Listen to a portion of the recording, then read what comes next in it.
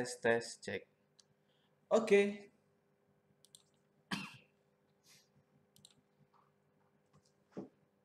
Oke, selamat hari ini anak-anak.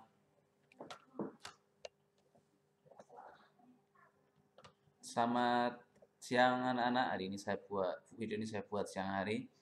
Hari ini, maaf saya akan membahas ini karena minggu kemarin belum sempat menjelaskan ke kalian semua.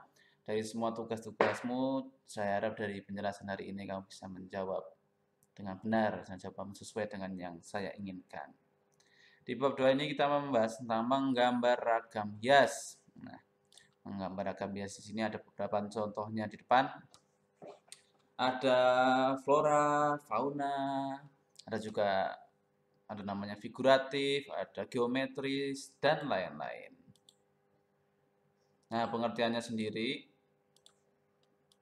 Nih, pengertian ragam hias sudah berkembang sejak zaman prasejarah, jadi sejak zaman nenek moyang kita. Karena dulu tulisan itu belum ada. Jadi lebih dulu adanya gambar-gambar, misalnya di gua-gua zaman dulu masih ada telapak tangan dan lain-lain, simbol-simbol, belum menggunakan tulisan, sehingga memang menggambar merupakan salah satu budaya yang sangat tua sekali ya. Dipengaruhi oleh faktor lingkungan, jelas, misalnya flora dari mana tuh, Bengkulu misalnya, bunga rafflesia, lalu ada juga hewan seperti macan, harimau Sumatera menjadi khasnya daerah sana. Terus ada dari Karawang dengan padinya yang punya lumbung padi. Simbolis karena mengandung nilai-nilai budaya masyarakat pendukung. Misalnya nanti kamu akan melihat figura karya dari masyarakat Papua ya, menggunakan pakaian adatnya. Juga ada kebutuhan dan insting, ini hubungannya dengan ekonomi, kebutuhan manusia untuk hidup, sehingga melihat kreativitas. Misalnya di sebuah daerah itu ada kerajinan membuat batik. Nah, dia akan melihat di situ batik apa sih daerah saya yang terkenal. Misalnya ada buah, dia menggambar buah durian misalnya di kampung saya di Purworejo itu khasnya adalah durian dan manggis. Sehingga motif-motif batik mereka itu ada unsur buahnya, buah yaitu buah manggis dan juga durian. Untuk memenuhi kebutuhan mereka akan mendapatkan uang kan dari jerih payahnya. Motifnya di sini ada 4 jenis motif, yaitu ragam hias flora, fauna, dan juga bisa digabung dengan motif hias yang lain. Ragam hias geometris dan figuratif. Flora jelas, fauna juga sudah jelas. Geometris itu nanti akan lihat dari contoh gambar selanjutnya.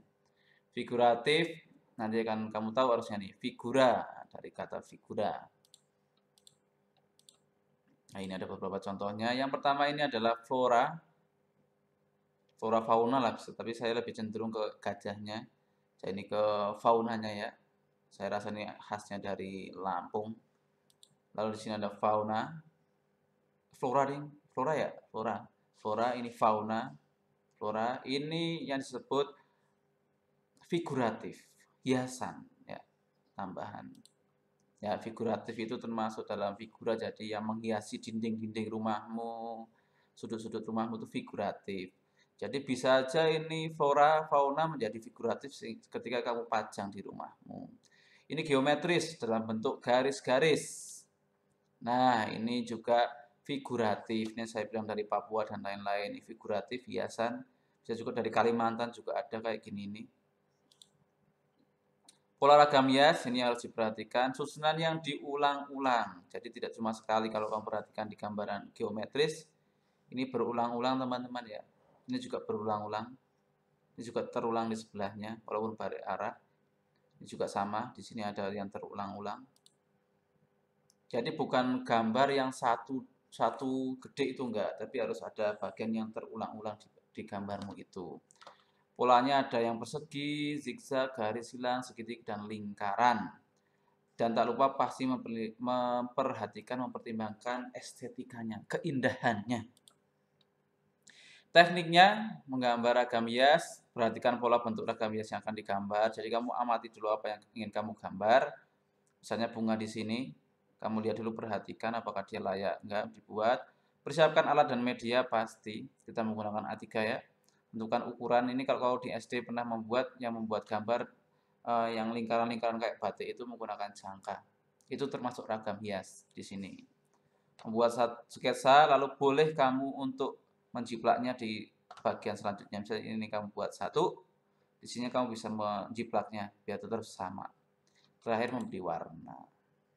Misalnya ini, kamu mengamati gambarnya jadinya akan seperti ini, terus kamu buat pola awal dulu, sketsanya, tambah-tambahin, lalu beri warna. Ini berulang. Ya, ini berulang. Ingat, berulang dan nyaris sama. Ragam hias fauna, 3 aspek yang paling penting, menentukan objek yang ingin digambar, lalu buat polanya, sketsanya, dan terakhir beri warna. Itu dasarnya. Semua dari 4 jenis ragam hias, semua sama. Ada 3 itu. Yang pertama ada tentukan jenis fauna yang ingin digambar. Buatlah gambar ragam hias dan juga beri warna. Ini geometris yang saya bilang di sini. Berulang-ulang dan dalam bentuk garis-garis. Itu geometris ya. Banyak kan kamu temukan di motif-motif sarung zaman dulu. Nah, ini figuratif. Nah, kenapa Bapak katakan di sini figuratif? Semua karya bisa dikatakan figuratif karena memberi hiasan, figura, gambaran. Kalau ini kita fokuskan menggambar hias manusia, figuratif di sini ya. Figura itu semacam tambahan dalam sebuah karya. Nah, begitu materi kali ini teman-teman. Semoga soal-soal yang saya berikan bisa menambah pengetahuan kalian. Dan apa yang saya jelaskan hari ini bisa menambah pengetahuan kalian juga. Oke, sampai jumpa di pertemuan selanjutnya. Jangan lupa ditonton. Biar bisa nggak bingung ya. Oke, sampai jumpa.